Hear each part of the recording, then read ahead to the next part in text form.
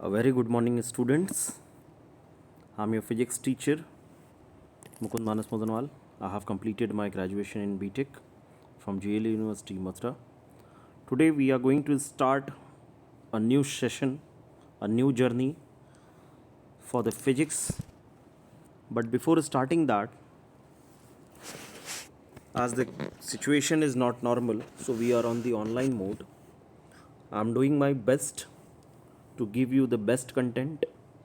Also, I am trying to give you the PDF which I have made, also along with the presentation of topic with the help of PPTs and several new initiative method. If you have any new idea, then please give it to me, or if you think so that it would be beneficial to all of them, all of you, so आप मुझसे share कर सकते हैं अगर आपको लगता है कि इसमें आप और इम्प्रूवमेंट चाहते हैं.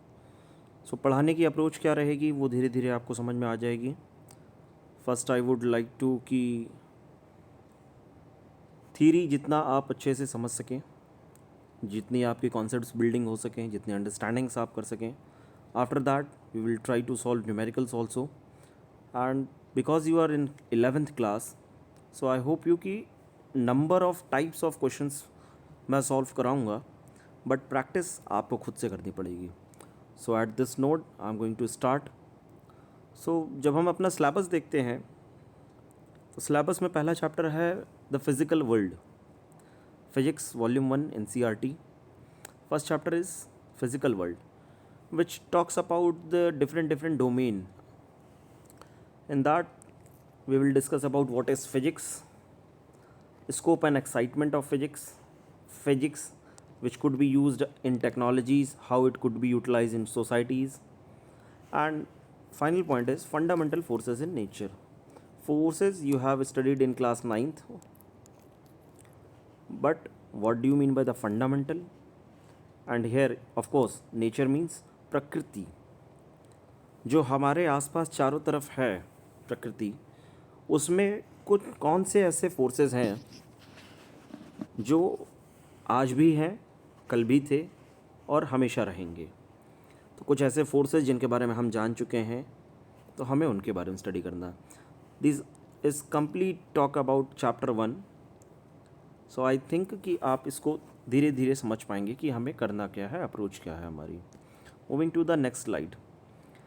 Before starting the subject physics, I would like to ask you a simple question, that what do you mean by physics or what is physics?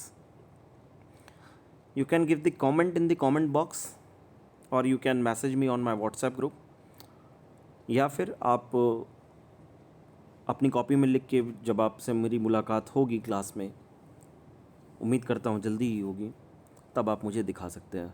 But यहाँ पर अभी मेरे पास कोई ऑप्शन नहीं है, तो मैं इसको आगे चलाता हूँ. अदरवाइज़ क्लास में ये मैं डिस्कस करता. अब बड़ा इंटरेस्टिंग सा जवाब आता है सभी का. So what is physics? The word science originates from a Latin word scientia. It's a Latin word. Scientia means to no.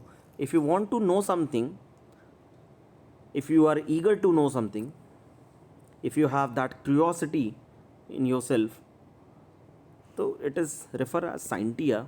And then again simple question, what is science? Now the science is a systematic attempt to understand the natural phenomena in as much detail and depth as possible.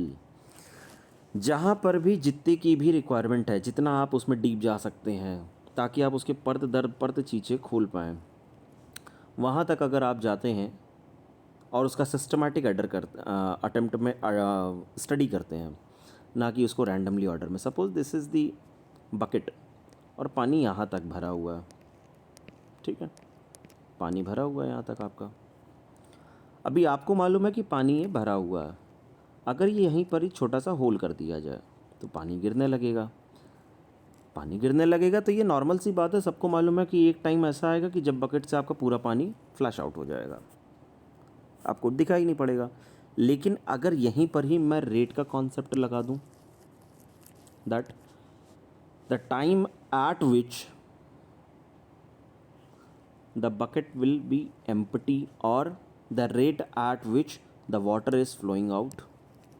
अब rate means जो आया आपका, that is the simple thing कि you are talking in reference of time.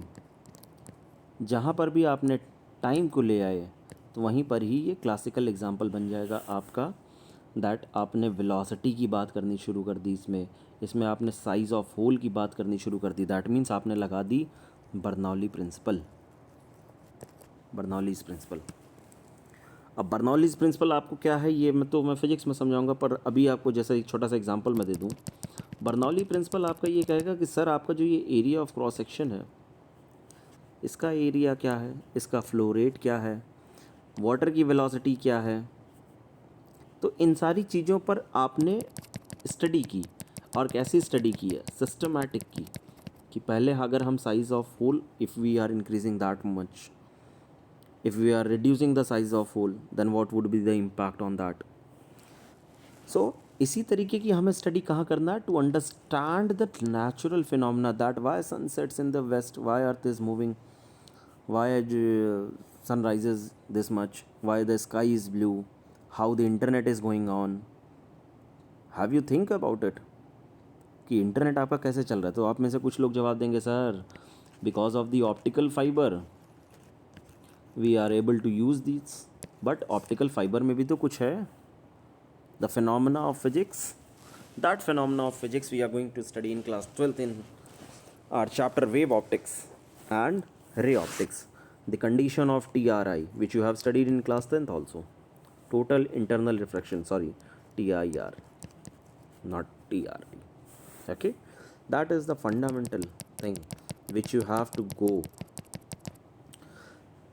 Detail as depth as possible. आप इतना depth में गए कि आपने TIR की कंडीशन से डायमंड तो बनाया ही, लेकिन आपने यहाँ पे सपोज़ ये पाइप गई, इसका नॉर्मल आपने डाला, एक वेव डाली, और ये वेव आपको जो है आपके घरों में आके ब्रॉडबैंड की स्पीड के रूप में मिल रही है, और यहाँ पे किसी कंपनी ने डाली, किसी स्पेक्ट्रम के थ्रू आई। तो इतनी डेप्थ में हमें स्टडी करना है, that is science. So study करने का scientific method means there should be some steps. First is the systematic observation, that means whatever you are observing, suppose you are observing that sun rises in the east, continuously observation, but sun rises तो हो तो रहा है sir east में, लेकिन हमारी जो सन की पोजीशन हो रही है उसके अकॉर्डिंग हमारी जो शैडो है, suppose this is east, this one, and this is west. अभी सन यहाँ से चढ़ता हुआ ये 12 नून पर यहाँ पर आया, इसके बाद ये यहाँ गया, तो इसके लिए आपका क्या है कि आपने स्टडी करनी शुरू करी। This is west, this is mid noon, okay. तो आपने जब स्टडी करना शुरू किया तो आपको पता चला सर आपकी शैडो यहाँ पहले बन रही थी, फिर धीरे धीरे ये शैडो की लेंथ छोटी होने लग गई, फिर और छोटी हुई, और जब सन यहाँ पर डायरेक्टली आ गया तो आपकी शैडो यहाँ बनने लग गई, यहाँ पर। इसके बाद जैसे जैसे सन इस डायरेक्शन में ट्रैवल कर रहा है वेस्ट की तरफ, आपकी शैडो यहाँ बननी शुरू हुई, पहले छोटी बनी, फिर और बड़ी बनी, फिर और बड़ी बनी। That means you are observing things in a systematic pattern. Second step is controlled experiment. कई टाइम्स ऐसे आएंगे फिजिक्स में जब मैं आपसे कहूँगा कि अजम्पशन है ये, this is your assumption, if you are performing this experiment then you have to assume that this quantity is will not change, जबकि ऐसा होगा नहीं। In the actual observation it will not change, sorry it will change, but while deriving some formulas, while deriving some equations, while solving some numericals, I will say sometimes कि let us assume this, because वो आपको controlled environment दे रहा है, because आपके पास जो study करने का area है that much, this much bounded area, अभी ग्रेजुएशन बाकी है, अभी PhD बाकी है, अभी MPhil बाकी है, so you are talking in terms of controlled environment, that much environment is sufficient for class 11. Third step is qualitative and quantitative reasoning. Qualitative and quantitative reasoning. Fourth one is mathematical modeling. And one more thing, that physics and maths both are like brothers and sisters.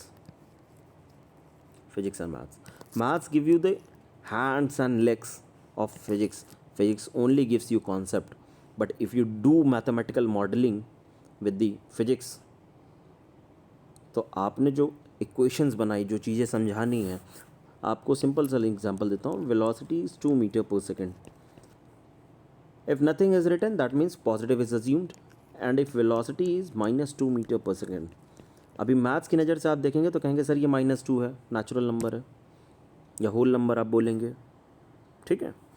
पर physics की नज़र में ये है कि sir this negative means that your velocity is continuously decreasing. This is the thing which you have to go through. Okay, so I think this video is enough for today, and the last one is prediction and verification for the facilitation. तो जो कुछ भी आपने systematic observation की, controlled experiment में आपने जो किया, आपने रीजनिंग लगाई, आपने मैथमेटिकल मॉडलिंग बनाई, और उसके बाद आप इससे क्या प्रिडिक्ट कर सकते हैं. Suppose after this will this happen, and if these 4 condition will happened, now the next condition means this will happen. Simple सा एग्जांपल है, जैसे कोरोना के रोज़ 2.5 लाख 3 लाख केसेस आ रहे हैं, 2.5 लाख 3.5 लाख केसेस आ रहे हैं. तो एक मैं अजम्पशन ये मान के तो चल रहा हूँ ना कि after 10 to 15 days there will be a shortage of oxygen, there will be shortage of beds, there will be shortage of intensive care units. तो ये सारी अजम्पशन से आपने एक प्रेडिक्शन लगाई कि sir after 15 days I will require this much amount of beds, this much amount of doctors. So today I am going to end this session at this note. Your homework is that you have to study the chapter 1 from your NCERT. Thank you and Jai Hind.